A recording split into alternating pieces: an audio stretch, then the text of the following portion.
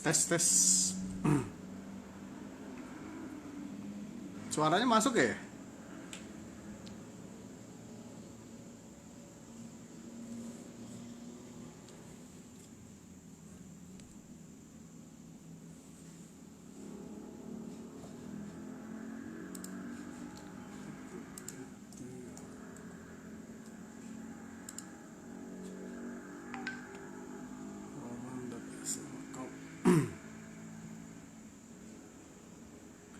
Halo halo halo. Assalamualaikum warahmatullahi wabarakatuh.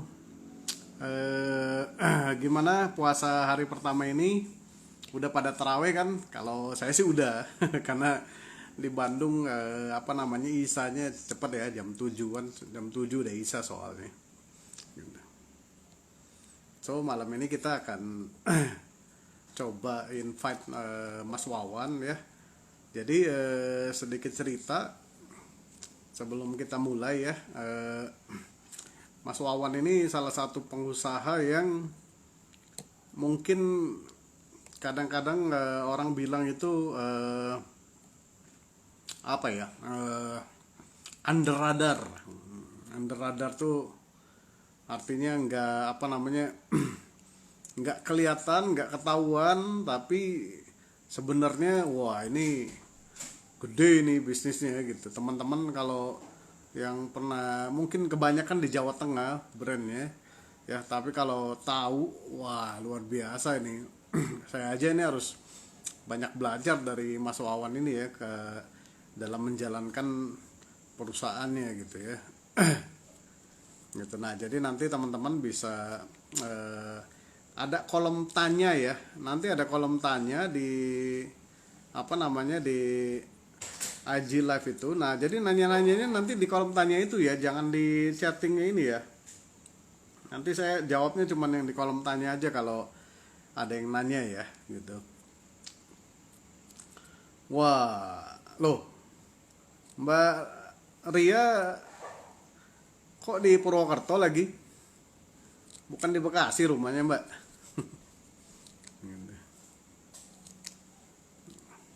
Oke, kita sambil nunggu teman-teman lain join, dan saya invite dulu Mas Wawan ya. Udah ready belum ya? Gitu. Nah, ini buat fruit trainer yang mau nanya silakan ketik di kolom Q&A ya. Gitu. Waalaikumsalam Mas Rizky. Wah, ini peserta super aktif. Halo Jomti. Ya, Batam juga join ya. Gimana keadaan Batam? Kayaknya keadaan Indonesia ini. Oh, Mas Wawan maksudnya. Kirain variannya gitu. Waalaikumsalam, Aji Kutab. Depok hadir. Ada dari luar negeri nggak sih ini ngomong-ngomong, kalau IG live kayak gini gitu?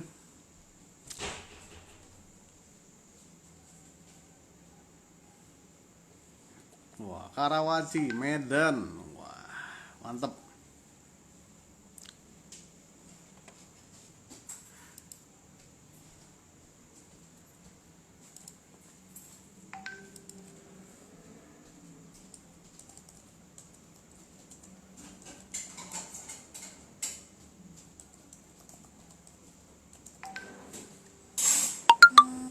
Luar nagrek. Bukan luar negeri. Yang ditanya luar negeri, bukan luar nagrek. Omset turun, ayo nangis bareng jangan. Semangat bareng aja. Omset udah turun. Syukur-syukur loh masih turun. Banyak teman-teman yang di mall itu ya, itu bukan lagi turun omsetnya, tapi udah ya nol, mallnya tutup gitu ya. Jadi harus cari revenue stream baru lagi. Kemudian apa namanya coba survive juga gitu. Jadi gitu. Bekasi luar negeri bukan bang, itu luar planet Mas Yusak. Kalau Bekasi luar planet bukan luar negeri. Gitu. Bumi Mojopahit ini ya, asal daerah saya mana ini, Tanjung ini, Palembang.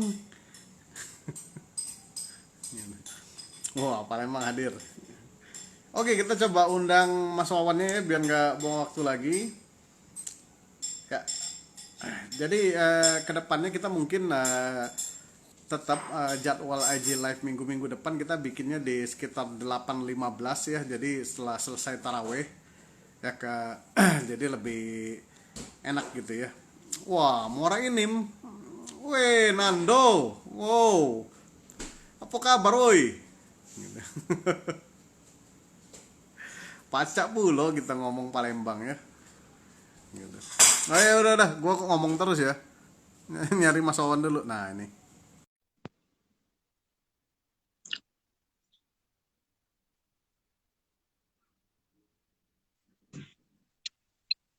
Halo Mas, Assalamualaikum. Waalaikumsalam warahmatullahi wabarakatuh. Waduh, ketemu Wah, juga ya Mas. Sehat Mas? Alhamdulillah. Gimana sehat Mas? Alhamdulillah, alhamdulillah. Masya Allah. Masih masih muter-muter di Mas Wawan nih. Kita tunggu sebentar ya. Kurang Masih masuk agak ya? suaranya udah masuk tapi orangnya belum belum bergerak. Oh gitu. Gitu. Dan Oh, masih muter-muter. Teman-teman lihat Mas Wawan nggak ya? Mas Wawan gerak nggak ya? Yang di kayaknya belum Mas ya. ya bentar Mas. Oke ini aja ya. Ini dikeluarin aja ya. Oke.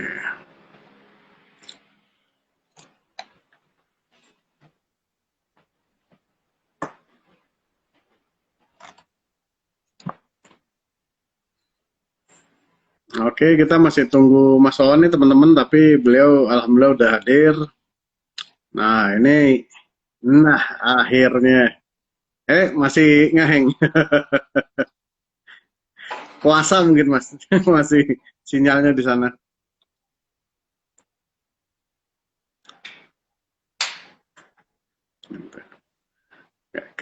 Ada suara tapi orangnya nggak kelihatan. Iya. Belum. Bentar, Masih Mas Wawannya masih ngeheng Mas. Coba aku invite lagi ya Mas ya. Siap.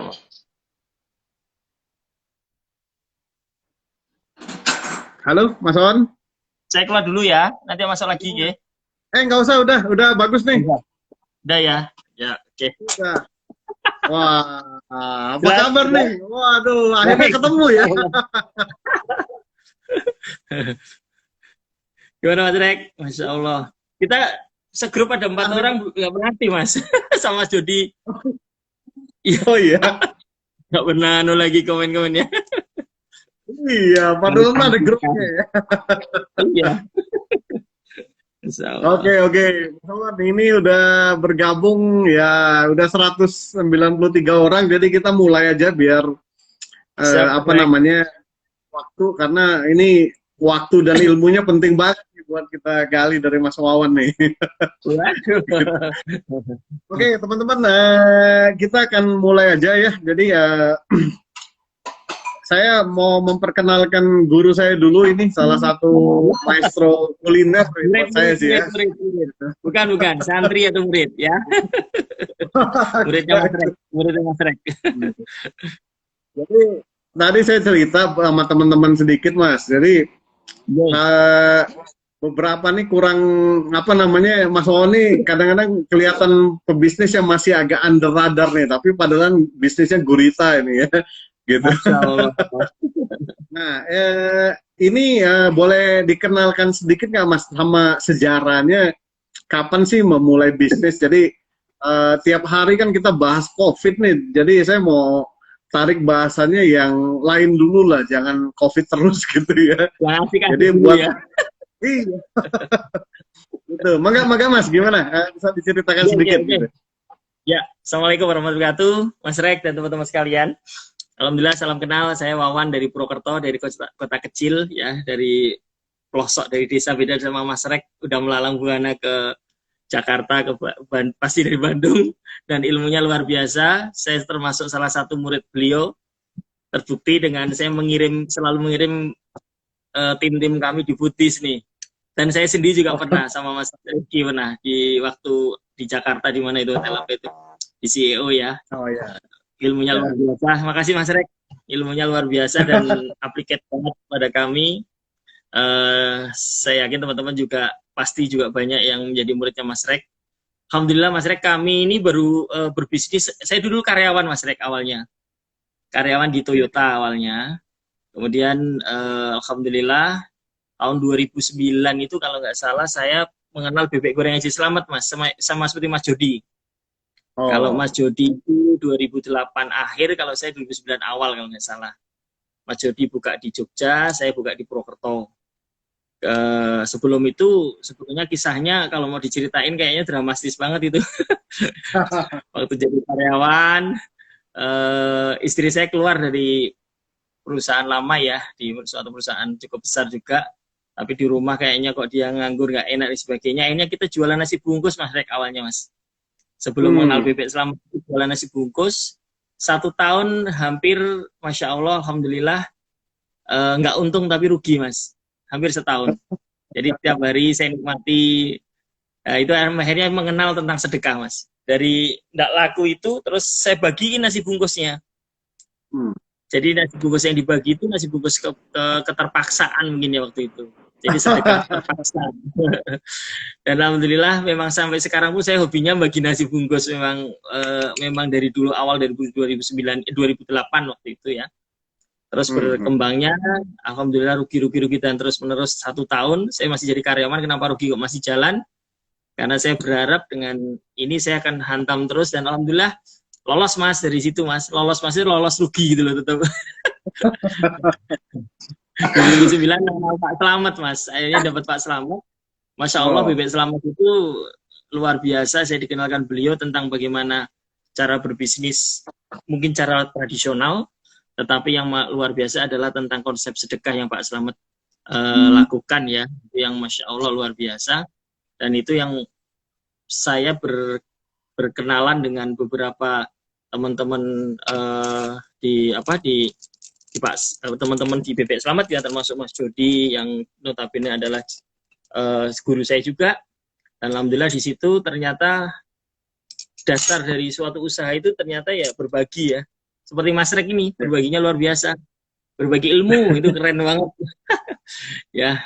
Terus alhamdulillah mengalir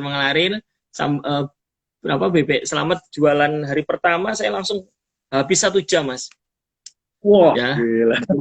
Waktu itu kan 2009 belum banyak warung bebek atau ayam yang di tempat kayak di ruko dan sebagainya kan belum banyak, bahkan belum ada waktu itu kayaknya. Terus ditambah-tambah alhamdulillah akhirnya Masya Allah luar biasa. Berkembanglah saya punya berapa Bebek Slamet sampai 10 sampai 12 dan sebagainya. Terus tahun 2013 Mas, saya mencoba untuk pengen punya produk sendiri. Nah, ini keluarlah istri saya paksa sampai nangis. Iya, 2013. Istri saya itu tak suruh masak, masakan di rumah tak suruh jual. Keluarlah sambal ayah Mas. Awalnya nangis ya, waduh apa ini saya nggak bisa masak dan sebagainya. Dan keluarlah sambal ayah, terus sampai sekarang keluar sekitar 14 brand. Ya ada bumbu ireng Yusan, ya. Wah itu lagi banyak Mas ya, apa namanya, sambalnya di mana-mana itu ya kayaknya ya. Alhamdulillah sebulan udah hampir 100.000 Mas, alhamdulillah. 100.000 botol, alhamdulillah. Biasa ya. Mudah-mudahan bisa 1 juta tuh lebih, amin. Amin. Kita aminin dulu semua, amin. Iya. Kalau mengenal tentang bumbu ireng ini, Masya Allah, awalnya memang saya cuma ngomong sama istri kan, saya pingin makanannya seperti ini. Kemudian istri saya nyoba masakin dan alhamdulillah pertama kali dia bikin langsung saya cocok. Wah ini keren ini produk ini keren banget ini. Dan istri saya pokoknya saya pingin buka begini, saya pakai nasi enak. Kemudian saya makan, enak banget ini, keren. Kita nyoba Mas, kemudian selama 10 hari berturut-turut tanpa kendor mencoba, dengan jam yang sama, dengan makanan yang sama, dengan tim kami yang sama, sekitar berapa tim ya, sekitar 15-20, tidak boleh berubah-ubah, makannya sama terus. Masya Allah selama 10 hari ini akibat gemuknya mungkin ya itu. Nah, selama 10 hari itu saya nyoba terus. Saya setiap bikin produk seperti itu, Mas. Jadi saya mencoba terus setiap hari. Lah bumbu ireng yusan sama. Hari ke-7 alhamdulillah masih enak. Setiap hari itu. Hari ke-8 masih enak, hari ke-10 masih enak. Hari ke kalau nggak salah ke-14 ya, saya ngomong udah stop dulu deh. Kayaknya kok ini kok sudah terus-terusan nih. Saya nyoba. Saya agak bosan dari 14. Hari ke-15 16 saya pengen lagi, Mas. Saya pengen lagi. Oke. Akhirnya saya nyoba makan lagi. Oh, ternyata masih enak juga. Alhamdulillah hari ini Allah izinkan lumayan viral dan cukup booming sekarang ini dengan konsep yang saya bangun ini, Mas. Nah, ini ireng yusan ini. Iya, mantap. Di Bandung siapa Mas resellernya, Mas? Di Bandung siapa resellernya? Bandung ada teman saya, ada Pak Cepi, teman SMA. Jadi saya memang ngerahin teman-teman semua itu. Ya awalnya gimana ya? Nggak ngerti kok ujuk-ujuk keluar seperti itu, yang membuat saya nggak ngerti. Sama saya sebenarnya kalau tentang COVID saya juga dihantam, Mas. Mungkin sama tadi ada yang ngomong sepi ini sebenarnya sama. Saya awalnya juga dihantam yang luar biasa. Dan Masya Allah, ya harus merumahkan beberapa teman-teman kami harus dirumahkan ada. Tapi alhamdulillah sejak bumbu ireng muncul, mulai saya panggil lagi nih. Mulai sejak kemasan ini muncul, akhirnya saya panggil lagi. Satu-satu saya panggil, ada 20-30 orang, karena memang permintaannya tinggi, outstandingnya udah mencapai hampir, sampai dengan hari ini mungkin 50 ribuan, Mas, botol. Wah, 50.000 botol, Mas? Iya, mungkin baru terpenuhi mungkin 5 hari ke depan atau 6 hari ke depan. Karena nah, ini persiapan saya. Nah, ini menarik nih, Mas Wawan.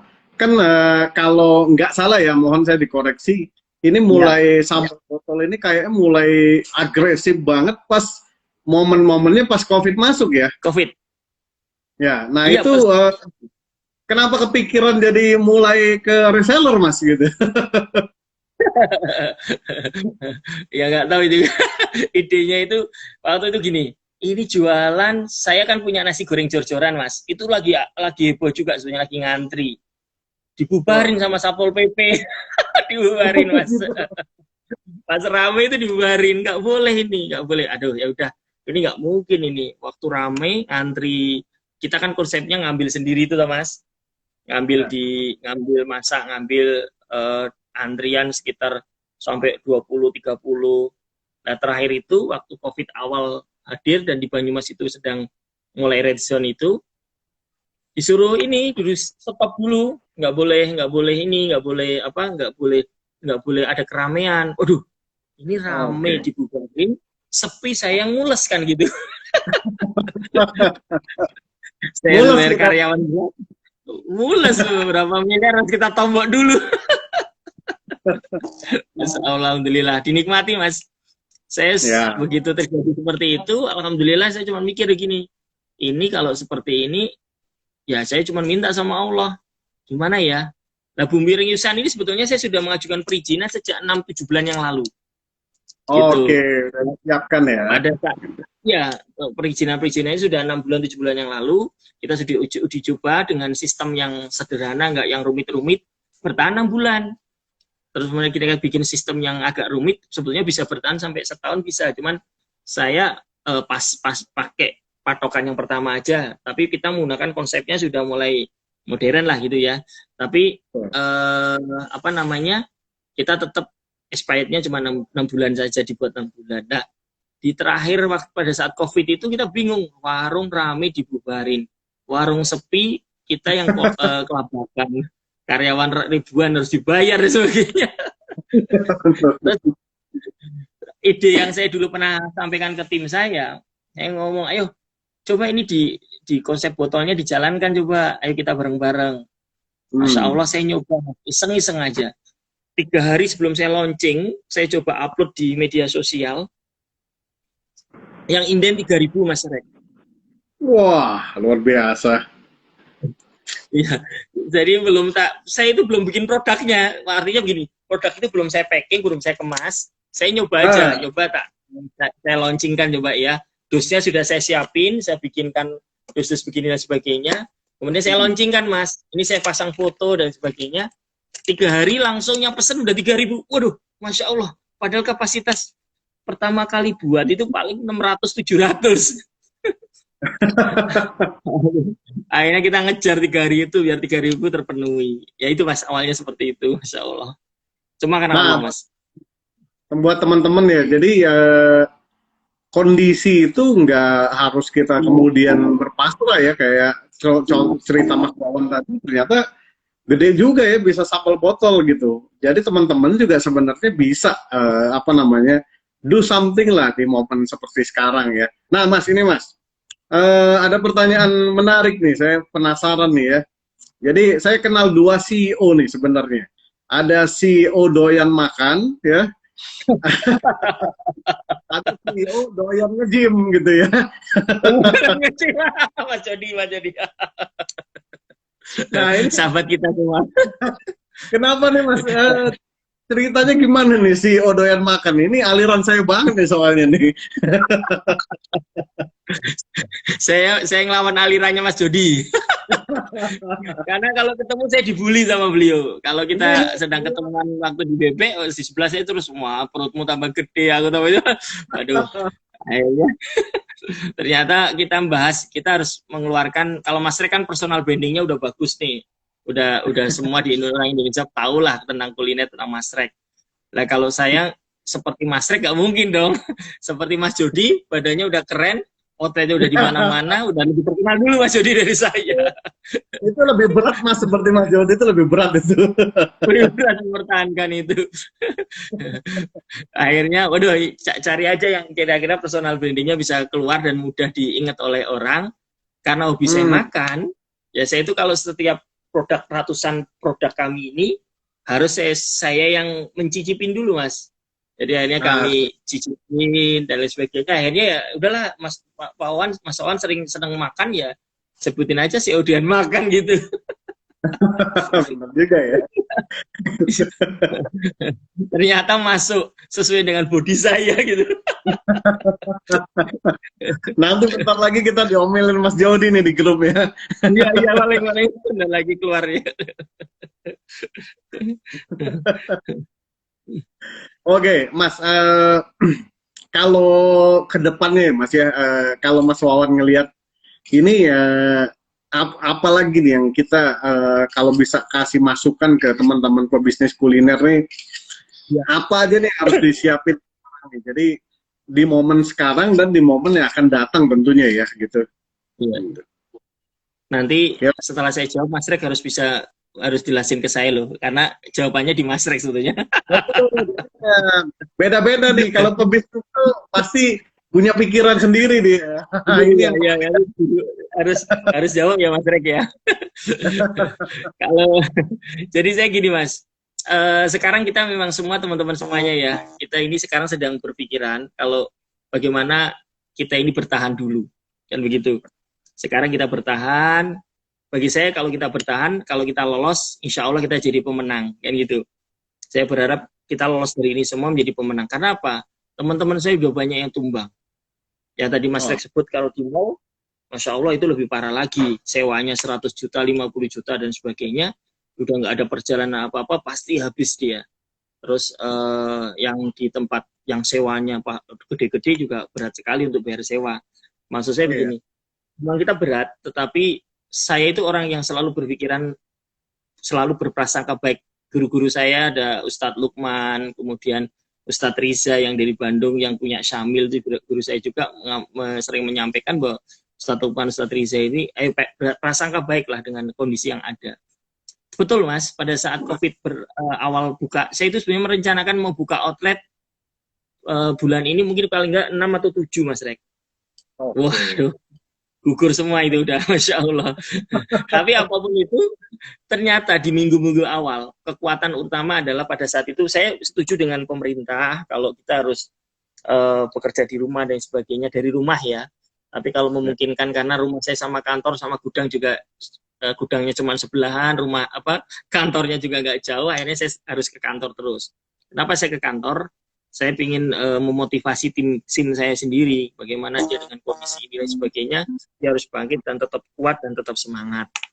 kami harus memotivasi setiap hari lewat grup, ketemu dan lain sebagainya. Bagaimana kehidupan ini tidak hanya semata warung harus ramai dan sebagainya, tidak. Pasti Allah akan kasih jalan yang kita nggak ngerti. Itu saya ngomong hari pertama COVID Indonesia, hari COVID, kemudian berapa hari kemudian saya dari Lampung pulang, ternyata kondisinya Masya Allah luar biasa. Sampai waktu itu saya ke Solo sebentar, ternyata di Solo itu waktu itu belum red zone kan. Saya terus ke Bandung, jemput anak saya pulang, 5 hari atau dari itu Banyumas kota saya Purwokerto ini harus juga di COVID-nya katanya sudah mulai bergerak. Dari situ saya cuma gini, ya Allah, kalau ini terus terjadi, saya minta terus sama Allah, sholat tahajud, insya Allah tidak, semoga bisa terus dijalankan dan sebagainya. Saya minta, kasih jalan ya Allah. Saya ingin tetap bermanfaat untuk teman-teman saya di warung ataupun teman-teman kami yang setiap bulan harus membutuhkan kita, para anak yatim duafa dan sebagainya. Saya berharap Allah kasih jalan ke kami. Saya minta doa guru dan sebagainya. Ternyata Mas Rek, dari situ prasangka baik itu luar biasa. Itu yang pertama. Kedua, yakin bahwa Allah itu akan nolong kita. Yang ketiga, saya selalu bergerak Mas Rek. Saya bergerak walaupun ke kantor tok di ruangan saya, lihat situasi dan sebagainya di teman-teman, kemudian ngumpulin para manajemen ke atas itu saya kumpulin, para manajemen saya kumpulin, ngobrol terus dan sebagainya. Alhamdulillah tadi saya ingat bahwa saya itu pernah mengajukan izin, di mana izin ini kok belum keluar. Saya tanyain sama tim yang legal, coba dicek dulu izinnya. Ternyata izinnya udah keluar sebetulnya. Saya ingat ini, saya keluarkan. Iya, itu sebetulnya kalau orang tanya, Mas Awan udah siapkan dari ujuk-ujuk, ya enggak sebetulnya. Saya sudah menyiapkan setahun yang lalu sebetulnya. Saya sudah siapkan setahun yang lalu, perizinan sudah saya ajukan, dan sekarang halal muinya juga insya Allah moga-moga sebentar lagi turun. Sudah saya ajukan agak lama, tapi pas kejadian COVID ini memikirkan sesuatu hal itu dipikirkan, akhirnya keluar itu Mas. Saya pernah ngajuin izin ini, diajukan. Dan ternyata konsep ini sangat pas banget untuk sekarang, kondisi sekarang, ataupun kondisi yang akan datang insya Allah sangat pas juga. Nah, menurut saya teman-teman, hadapi kondisi ini dengan baik sangka prasangka sama Allah, dan yakin, kemudian selalu berikhtiar memikirkan itu, jangan terus, kalau tadi ada yang ngomong, ayo kita ketemuan warungnya sepi, nangis bareng gitu dan sebagainya. Sama. Semuanya sama kan, sama semuanya. Gitu, iya. Kayak desperate banget gitu. Terus yang kedua, kondisi yang akan datang, menurut saya gini, kita lolos dari ini, tapi jangan lupa, insya Allah kondisi ini pasti ada baiknya dong. Jadi kita harus siapkan dong baiknya itu. Jangan sampai pada saat kondisi sudah membaik, ternyata kita nggak ambil peluang itu. Orang teman-teman yang bagus dia ambil peluang, kita malah nggak ambil. Akhirnya kita nggak dapat lagi. Sudah pas terpuruk nggak dapat, pas lagi tumbuh juga nggak dapat. Jadi menurut saya tetap optimis, siapkan yang akan datang akan lebih baik lagi. Itu Mas. Gitu Mas. Ini ada pertanyaan gini Mas. Kan Mas Awan dulu mulainya itu ngambil brand orang lain dulu ceritanya berarti kan ya, Bebek Selamat ya. Kemudian baru buat brand sendiri. Nah ini apakah ini pola yang terbaik gitu Mas? Misalnya kalau kita mau bikin bisnis kuliner itu lebih baik kita ambil brand orang lain dulu, kemudian baru bikin brand sendiri, atau sebenarnya langsung aja bikin brand sendiri? Nah ini dari pengalaman Mas Awan nih, gitu. Pas nih soalnya nanyanya. Gitu. Kalau saya kebetulan belajar dari Pak Slamet, sebetulnya di Pak Slamet tidak ada manajemen kan beliau. Tetapi yang jelas di situ ada kemandirian, dan yang paling luar biasa adalah belajar tentang kehidupan di Pak Slamet. Itu yang luar biasa. Jadi saya itu terpompa waktu dengan Pak Slamet. Pak Slamet itu Masya Allah, almarhum, sangat keras sekali, luar biasa, tetapi mendidiknya dengan luar biasa. Jadi akhirnya pada saat itu, mungkin mental saya akan naik. Karena saya dulu kan karyawan. Untuk mental menjadi pengusaha waktu itu, mungkin kalau nggak dididik Pak Slamet, mungkin saya nggak seperti ini gitu Mas. Jadi mentalnya dididik Pak Slamet dulu, digenjot dulu, kebetulan ketemu orang yang pas. Karena Pak Slamet langsung turun langsung sama kami, ngobrol langsung dan sebagainya. Kalau nggak cocok beliau ngomong dan sebagainya. Akhirnya mental itu teruji. Tapi kalau secara manajemen sebenarnya Pak Slamet tidak memberikan terlalu besar ya.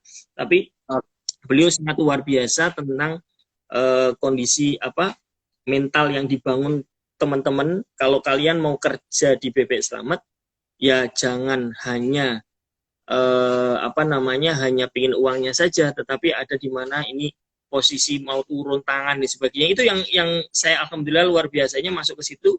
Saya masuk akhirnya mental set betul-betul godok sama beliau. Itu masuk.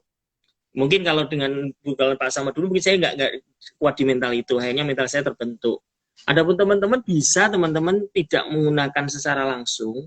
Kalau kayak Mas Rek ini, kalau saya lihat kalau pingin kerja sama Mas Rek ini kan luar biasa. Manajemen udah sistem udah ada. Kalau dengan abnormal dengan CRP ini kan sudah langsung jadi gitu loh. Nah, kalau teman-teman yang sudah punya uang dan lebih ya cocoknya dengan kayak model kayak dengan Mas Rek, langsung sudah ada manajemen sistem yang kuat. Tapi kalau teman-teman mungkin dananya tidak terlalu banyak, mencoba dari awal itu memang luar biasa, harus ada mentornya ya. Ya kalau mentornya kayak Mas Rek itu insya Allah lolos saja. Tapi kalau pada saat ketemu dihantam masalah, dia biasanya mundur.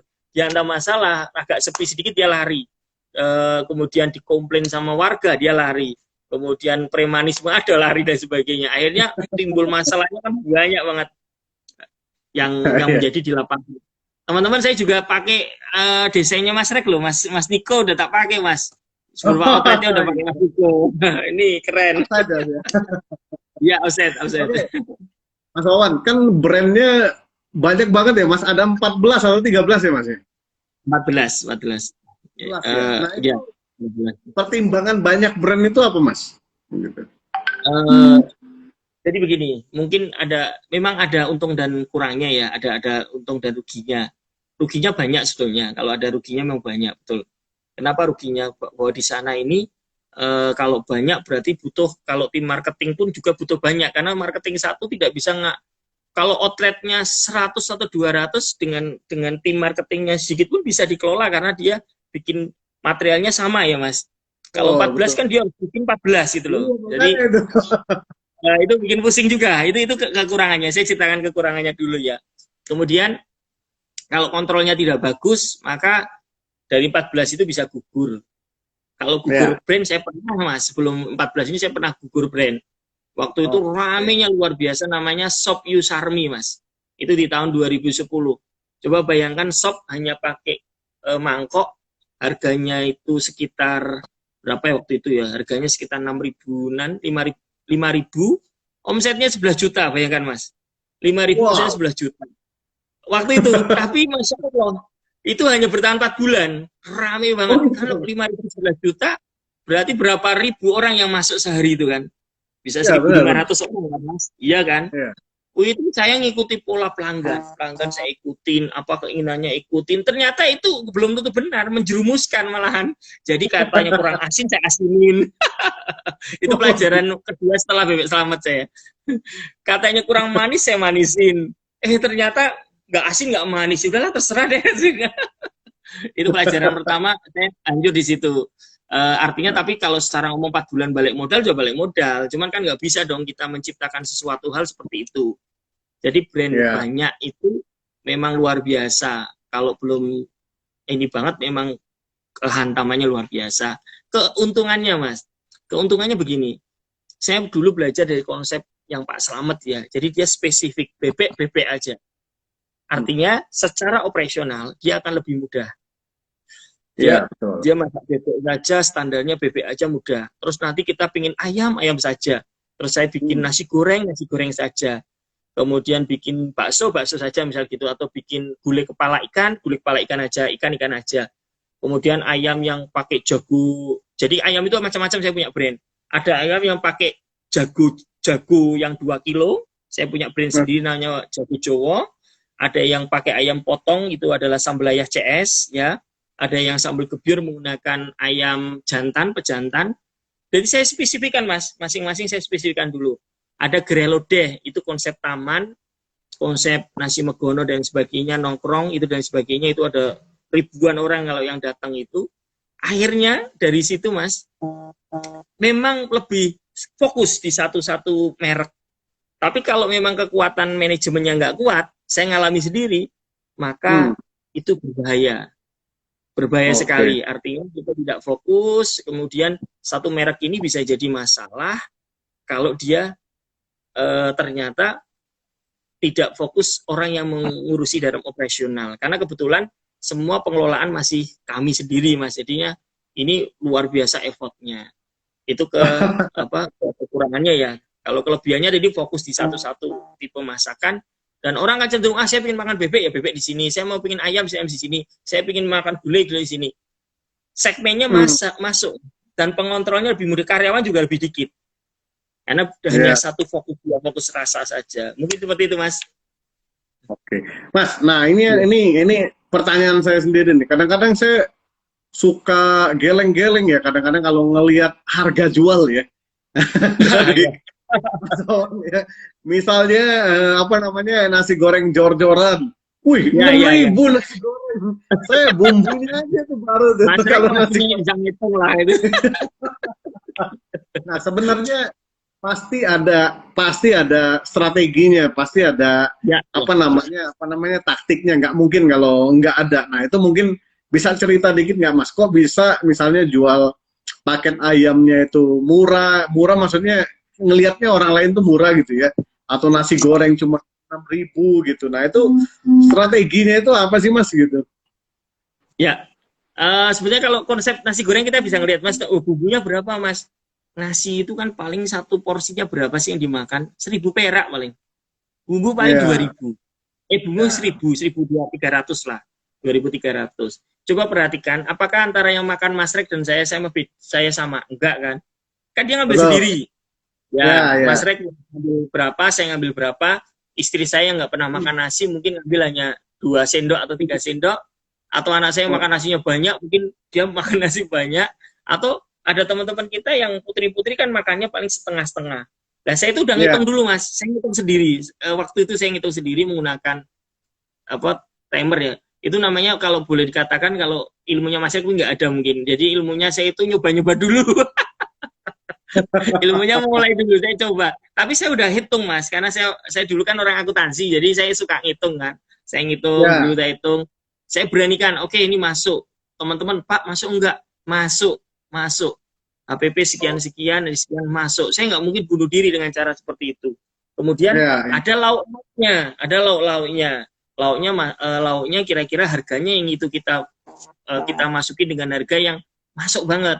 Kalau nasi gorengnya mungkin untungnya tidak terlalu besar, tapi lauknya mungkin untung. Itu strategi pertama. Kedua, sebenarnya konsepnya begini, Mas. Saya itu dulu konsepnya awalnya bukan saya ingin menjatuhkan harga, itu bukan. Awalnya seperti ini.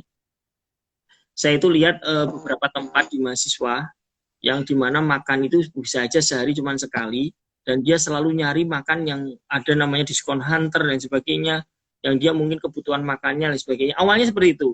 Saya pengen bahwa nasi goreng saya ini benar-benar punya manfaat, dan kebetulan saya memanfaatkan tempat yang ada dulu, bukan nyewa yang baru. Jadi ada tempat kami yang sebelahnya kosong, kira-kira saya utak-utik bisa menjadi untuk brand nasi goreng ini dengan investasi yang tidak terlalu besar gitu. Jadi dari investasinya dulu saya hitung harus rendah dulu, dalam tanda kutip harus rendah investasinya. Begitu dia rendah, nanti akan ketemu di mana HPP kita akan masuk. Nah, pada saat itu saya cuma ngomong sama istri dan tim saya, ngomong coba dihitung dulu. Awalnya saya kena, Mas, nggak untung kok ini. Saya awalnya gitu. Tapi ternyata ada salah strategi, gimana misalnya piring itu harus diambilkan. Nah, gitu harus pakai strategi, Mas. Misalnya dulu bisa aja dia ngambil nasi goreng sama kerupuk, harus dijadiin satu piring itu ada satu.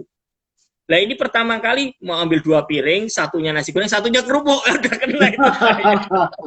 Penuh jadi ya. Iya, langsung kena. Lah, hari ketiganya saya untung. Hari ketiganya saya masuk.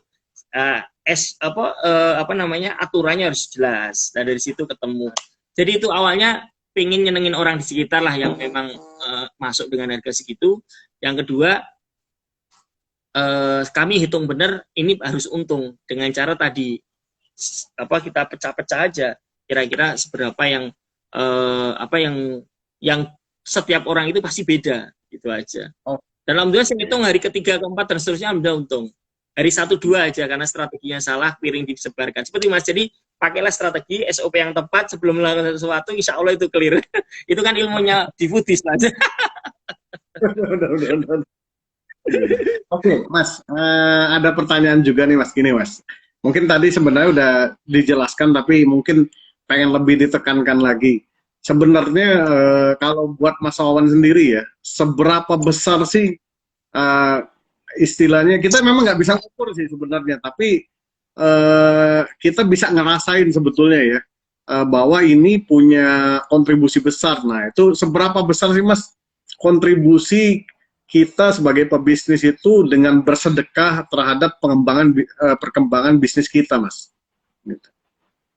Iya, sangat besar Mas. Ini ada Kang Dewa ini guru saya juga ini, Kang Dewa masuk ini. Kang Dewa itu guru Dewa sedekah ini, apa ini? Nanti gua undang ya Dewa.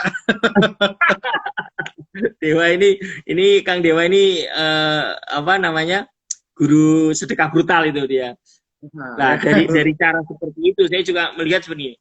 Saya pernah begini Mas, saya kan dari karyawan ya, sangat besar sekali pengaruhnya dalam sedekah itu untuk pengembangan bisnis. Sebelum saya melakukan, saya pernah gini Mas, sebelum dapat Sambalaya, ini cerita mohon maaf bukan bagian dari suatu hal, insya Allah moga-moga menginspirasi bareng aja Mas untuk belajar bareng. Saya menyedekahkan waktu itu mobil Innova, padahal saya waktu itu penghasilan saya nggak ada apa-apanya, saya menyedekahkan mobil Innova yang masih agak baru, saya sedekahin 2 lagi. Satu untuk untuk saya jual kemudian untuk bangun musola dan pondok, yang satunya memang nggak seberapa, kecil-kecil, satunya untuk mertua saya, orang tua saya sudah saya belikan. Ternyata Masya Allah dari situ saya dapat Sambalaya Mas. Saya nggak ngerti ilmunya waktu itu, saya ilmunya juga cuma mengalir saja, dan itu betul-betul luar biasa. Di sedekah ini memang kalau boleh sampein ya sedekah brutal lah, nanti insya Allah Allah akan cari rezeki juga dengan brutal mungkin begitu. Jadi sedekah brutal itu kayak gimana sih Mas? Sedekah brutal itu kayak gimana sih? Nah, ini Kang Dewa itu yang jelasin, Kang Dewa itu harusnya. Kita curi-curi dulu. Nekat Mas, nekat dulu. Yang penting nekat, kita nggak usah hitung-hitungan. Jadi nekat aja. Apa yang ingin kita berikan, kita nekat aja keluar berapa. Berapapun yang ada, ya kalau sedekah, orang punya uang 1 juta, dia bisa bersedekah orang punya uang 10.000, dia bersedekah 9.000, berarti kan luar biasa. Tapi ya, kalau betul. Kita ada uang, orang punya uang 10 juta, tapi sedekahnya hanya 100.000, itu biasa, sangat biasa. Ya. Apalagi kondisi sekarang ini COVID, kita lagi nggak punya, ada teman-teman yang pengangguran, usahanya remuk dan sebagainya. Ini kan sekarang kondisi orang sedang terpepet semua, terpojok semua kan Mas. Lah, ya. Posisi sekarang ini keren banget kalau dengan cara seperti ini kemudian kita sedekah bareng-bareng. Ekonomi bergerak itu Mas.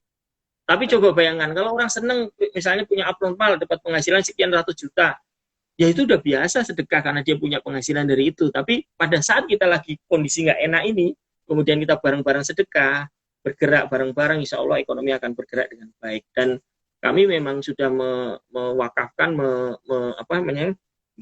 di awal memang di suatu warung ini harus seperti dan sebagainya, seperti itu Mas. Oke. Insya Allah ilmunya dasar banget teman-teman. Insya Allah, insya Allah. Saya nggak punya ilmunya lah, saya nggak punya ilmunya kuliner, saya nggak punya Mas. Serius, saya juga bukan orang tua saya bukan pengusaha juga, kayak negeri biasa. Nah jadi teman-teman itu salah satu yang saya juga insya Allah percaya sih bahwa sedekah ini punya power ya untuk bisnis ya. Memang kita nggak bisa lihat, kadang-kadang kita sedekah sekarang, lihat hasilnya besok atau lusa ya Mas Wawan, mungkin juga nanti hasilnya tuh tahun depan atau 3 tahun lagi, 5 tahun lagi ya gitu maksudnya. Iya betul. Nah sedekah brutal Dewa Eka Prayoga. Itu dia. Wajib dihadirkan ini. Oke, Mas Wawan. Sedikit nih Mas Wawan. Kebetulan kan saya dan teman-teman ini lagi meluncing sebuah buku ya yang saya pin sekarang, 50 kesalahan fatal dalam bisnis kuliner. Gitu ya, baik itu yang kita alamin sendiri ataupun yang teman-teman alamin sih, memang kita tuliskan. Nah, Mas, sebenarnya kan kalau orang belajar dari sukses itu banyak ya, gitu. Tapi penting nggak sih kita belajar dari kesalahan justru gitu, biar nanti pas ngejalan itu nggak perlu lagi melakukan kesalahan-kesalahan itu gitu. Gimana Mas menurut Mas Wawan? Iya, iya. Betul, betul. Ya sekarang yang terjadi pada saat kondisi sekarang ini pasti banyak kesalahan yang dilakukan oleh para pengusaha, terutama bagaimana dia tidak bisa menghitung laporan keuangan dengan baik. Akhirnya pada saat cash flow sekarang ini kena, akhirnya dia tidak bisa hidup, akhirnya bisa banyak ditutup. Rumahkan karyawan itu udah biasa ya, semua mungkin melakukan. Tetapi ada yang nggak kuat, akhirnya ditutup. Itu karena menurut saya di awal dia tidak melakukan SOP dengan benar, misalnya laporan keuangannya tidak jelas, kemudian ilmu yang dia gunakan juga tidak komplit ya. Kalau Mas Rek kemarin ngangkat di beberapa hal, biasanya misalnya outlet rame hanya di awal-awal saja, setelah itu sepi, ternyata SOP-nya tidak berjalan dengan baik. Sebenarnya banyak yang bisa kita pelajari dari pengalaman yang ada kita sendiri. Saya yakin bukunya Mas Rek ini keren banget, nggak usah bukunya, saya mendengar apa yang Mas Rek sering sampaikan di IG aja, itu inspiratif banget untuk bisa menjadikan kita menjadi semakin dahsyat ya, seperti itu. Menurut saya di situ sekarang ini adanya COVID ini adalah, saya kemarin pasang status begini, kenapa kita tidak mau melakukan restart jika memang kita harus melakukan restart? Artinya begini, menarik gimana? Memang Allah, ya kalau kita memang harus restart, kenapa harus malu? Lakukan restart aja, restart, dimulai lagi usaha kita dengan yang tidak. Saya ilmunya tidak pernah lari dari usaha yang kita lakukan.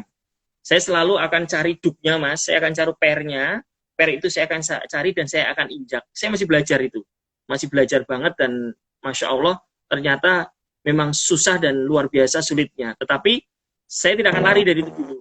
Cuman saya menyatakan statement bahwa tidak kalaupun kita harus melakukan restart, kenapa kita tidak melakukan restart? Insya Allah, moga Allah tunjukkan jalan dengan restart kita ini lebih baik. Artinya konsep yang selama ini kita atur salah, ya kita akui salah, Mas. Kemudian kita benerin. Kita mulai dari nol lagi. Pupung COVID ini kan bagian dari orang memperbaiki semua sebenarnya. Menurut saya ini bukan rasa syukur ya, tetapi kita semua apapun yang kita lakukan itu bersyukur Allah kasih jalan seperti ini. Saya nggak ngerti juga pada saat tidak ada COVID, mungkin saya juga nggak memikirkan ini segera keluar. Tapi dengan adanya COVID, ternyata Allah tunjukkan jalan ini keluar, saya keluarkan. Saya nggak ngerti ujuk-ujuk ini keluar pada saat adanya COVID. Mungkin kalau nggak ada COVID, nggak keluar-keluarin gitu, Mas. Artinya tadi restart ini kita mulai dari sekarang. Pada saat itu Allah tunjukkan jalan yang kita nggak ngerti. Dan itu saya sering melakukan, ternyata keluar, Mas. Jalan-jalan yang kita sama sekali nggak kita sangka itu dikeluarkan dari Allah dan ternyata muncul gitu, Mas. Cuman itu bagaimana menyelamatkan atau menyiapkan setelah ini kan. Saya cuma ngomong sama tim saya, teman-teman, kita ini sekarang tolong jangan terbuai dengan kondisi yang sekarang. Kenapa terbuai? Kalau kita terbuai maka kita akan ikut penyesalan terus. Tapi coba pikirkan seandainya kondisi ini menjadi baik, kan begitu? Jadi kan positif thinking itu akan muncul kan. Oh, kondisi menjadi baik, akhirnya apa? Kita mikir, oh dari restart ini besok kalau outletnya sudah kondisi ekonominya COVID sudah beres, kesehatan sudah beres, kemudian ekonominya muncul, Masya Allah, dia akan ada suatu hal yang memang akan kita nggak ngerti. Tapi coba bayangkan, kita lari nih, waduh kacau ini, sebenarnya lari. Pada saat sudah baik, yang ngambil siapa? Bukan kita. Mungkin orang lain yang ngambil, Mas. Gitu, Mas. Saya tunggu waktunya, Mas ya. Mas, ada yang nanya nih, ini kalau masih mau jadi reseller bubuk hiusannya masih bisa nggak nih? Dan terus gimana? Masih, buka. Alhamdulillah, Mas, cuman sekarang indennya sudah mencapai 50.000 botol. Jadi saya baru memenuhi mungkin 4 hari ke depan. Insya Allah produksinya kita tingkatin. Tapi memang ini sistem ini yang saya gunakan. Kenapa saya menggunakan sistem ini, Mas? Karena kondisi ekonomi yang sekarang sedang nggak enak ini, banyak orang yang dirumahkan, banyak orang yang pengangguran. Konsep awalnya adalah itu, Mas. Kenapa saya pakai ini? Saya ingin bangun ada teman-teman distributor, ada agen, ada reseller, mereka bisa nyambil pekerjaan atau menjadi pekerjaan utama pun bisa. Distributor saya ada yang jualan sudah banyak ya, sebulan ini 15 orang lebih, jualannya bisa di atas 2.000-3.000 botol. Padahal dia banyak pemula. Saya cuman ngelatih memberikan masukan sedikit aja, ternyata effortnya luar biasa dahsyat. Bahkan sudah sampai ke Tarakan, Kalimantan Utara, Pontianak ada, kemudian Sulawesi ada, Aceh ada, Palembang ada, Jawa hampir semua kota ada yang ingin jadi distributor di situ. Silakan kalau mau gabung, ini luar biasa. Kenapa? Karena saya menganggap bahwa bisnis ini ingin berbagi kepada semua orang. Tadi misalnya distributor ada 100 gitulah, agennya ada 1.000, kemudian resellingnya ada 10.000 orang. Jadi dia akan dapat penghasilan dari itu, Mas. Mungkin konsep itu yang sekarang kami sedang bangun, dan alhamdulillah dari niat untuk berbagi rezeki bareng, ternyata banyak orang yang banyak yang curhat juga. Mas Wawan, terima kasih. Ustadz-ustadz yang sekarang mungkin sedang ustadz guru ngaji ya di beberapa pondok sebagainya, dengan ada pekerjaan dan sebagainya, dia dengan jualan seperti ini dapat penghasilan. Ada yang tambah 50.000 sehari, ada 100.000, ada yang sehari bisa dapat 500.000 bersih juga ada.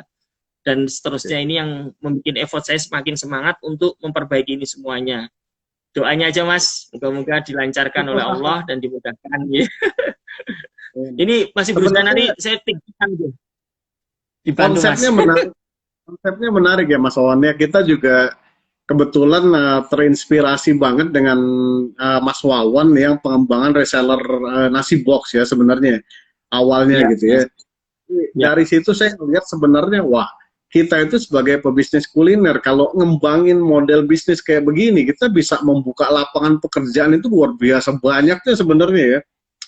Kalau kita punya outlet misalnya mempekerjakan 10.000 orang, itu kita butuh outlet sebanyak apa gitu kan. Tapi kalau konsepnya online reseller, ya yang kita kembangin, ya saya masih kecil-kecilan sih, Mas. Maksudnya kita lagi kembangin reseller, target kita 2 bulan ke depan 2.000, tapi wah, 2.000 orang itu berapa outlet itu ya kalau saya bangun ya, kalau melihat model bisnisnya. Jadi teman-teman juga jangan harus mulai mau belajar nih di zaman sekarang ini. Online ini sesuatu yang juga sangat penting ya untuk dibangun ya. Nanti masternya kita undang ya, Kang Dewa ya.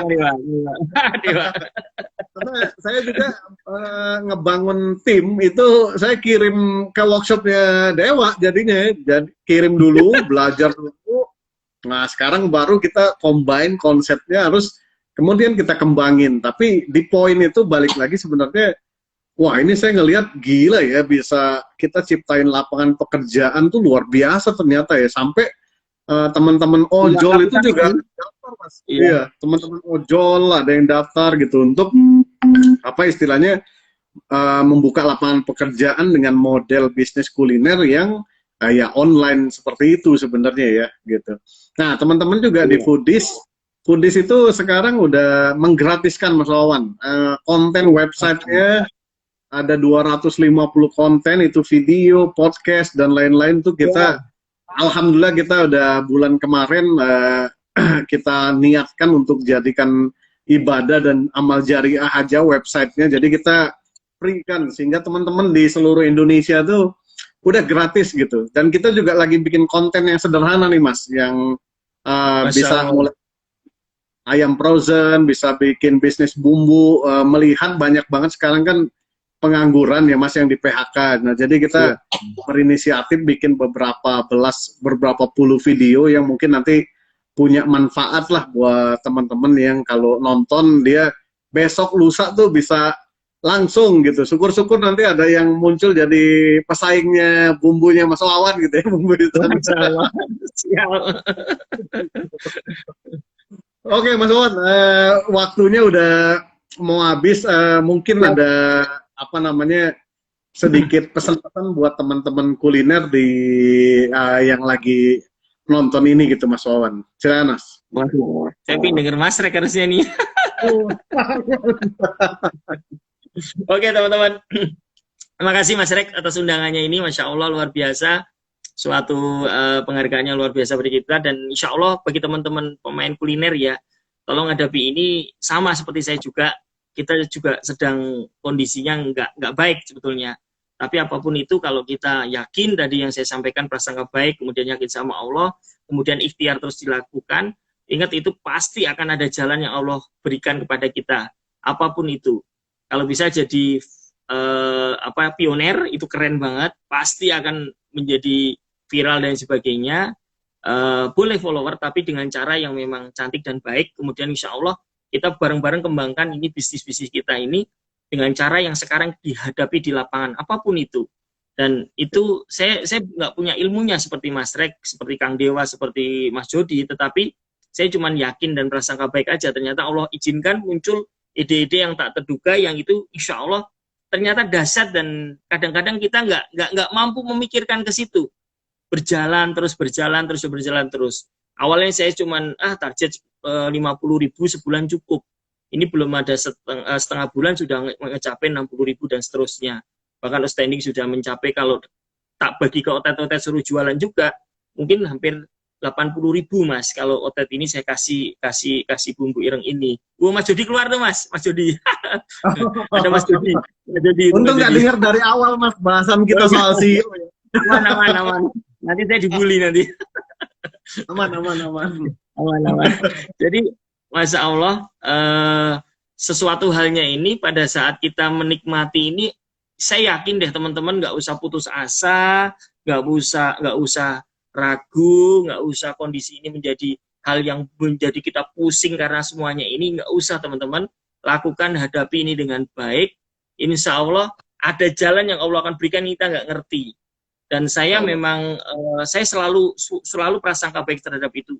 Di tim kami pun kalau ada yang misalnya ada usulan kemudian was-was dan sebagainya, saya sudah ngomong, hilangkan was-was itu, ayo kita baik-baik. Kondisi di luar memang sedang nggak enak, tapi kalau kita prasangka baik, insya Allah hasilnya akan baik. Seperti itu aja Mas Sederhana, karena kondisi apapun kita nggak bisa apa-apa sekarang. Kita jualan ya mungkin kalau secara teknis jualan online ya wajib kita lakukan, tapi kita pun sudah melakukan jualan online tapi tetap tidak maksimal. Tapi ada di Jogja itu luar biasa Mas, kemarin saya lihat namanya mie gacoan itu masih ngantri loh itu, Masya Allah.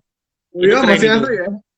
Ya, saya kemarin lihat foto ada videonya, ojolnya itu masih ngantri, dan itu sekitar 10 sampai 15 ojol itu masih mengantri di Jogja, Tamsis sama di depannya UIN ya. Saya lama nggak keluar kota, cuman teman-teman kalau di jalan pasti kalau ada sesuatu yang menarik dia kirim video ke saya, dan itu kita perlu belajar juga dari beliau itu, si mie gacoan ini keren banget.